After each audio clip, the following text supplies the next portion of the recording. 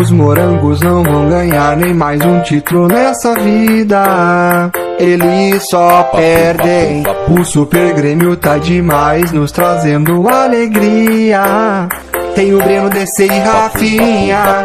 Claro, também tem o Ferreira, o Diego Souza e o Thiago, que jogam mais que os Colorado. E é como diz o Maicon, vocês conhecem um tal de Dourado. Quem é Dourado? Quem é Dourado? Me responde quem é Dourado. Dourado. Para alegrar a nossa semana, estamos vindo dos Colorado. Mais um título conquistado, contra campeão do estado. E o Rafinha que até caneco, caneco, caneco. Onde está Rafinha que é caneco, caneco, caneco.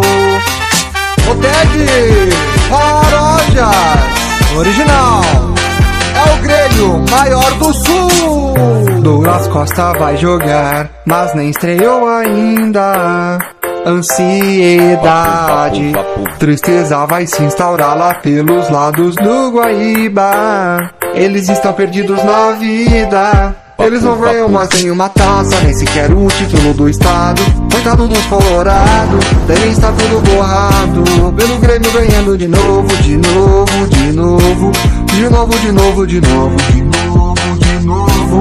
O Rafinha e o Diego Souza, eles fizeram um pagode pesado.